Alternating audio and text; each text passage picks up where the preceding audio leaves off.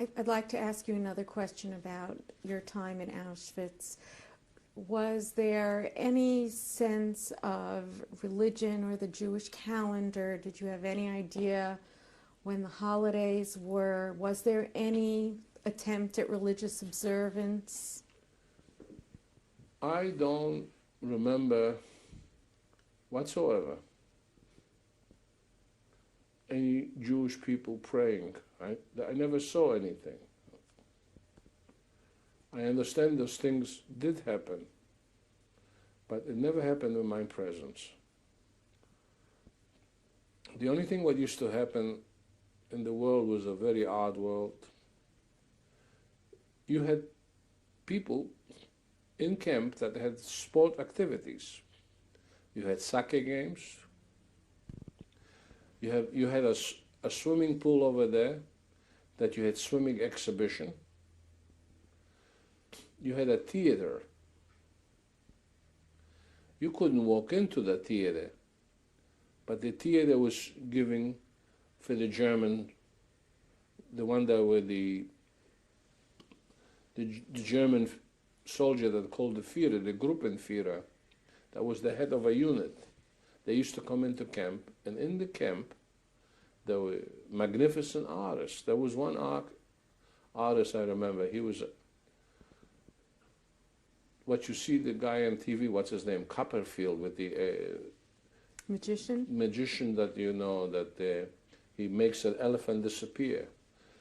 This is done in Auschwitz under the methods that you don't have it. And there were one particular magician. He did some fabulous thing.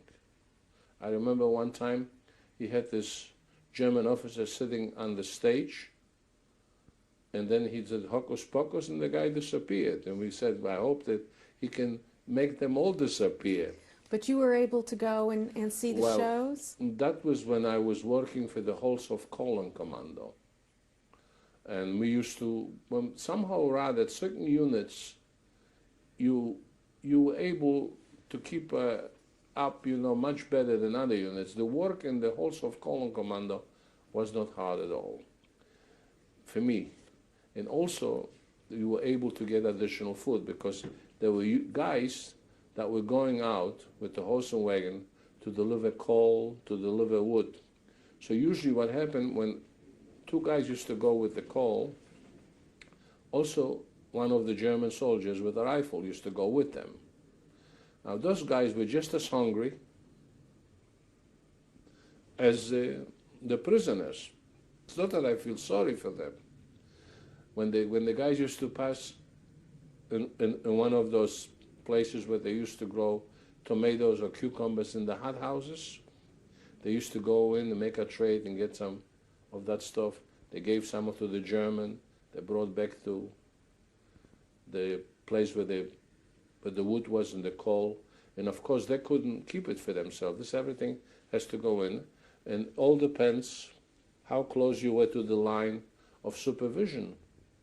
And then where I was kindling the wood, this was a hut out of the way.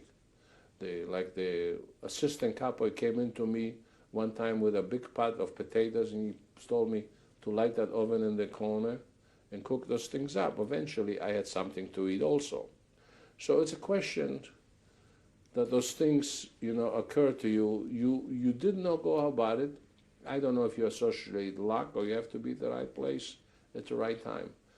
I was in that Holzhof Colon Commando job for about 2 months, and it went very quickly because I didn't suffer. I was warm, though it was winter time. And this was the lightest place I've been in the camps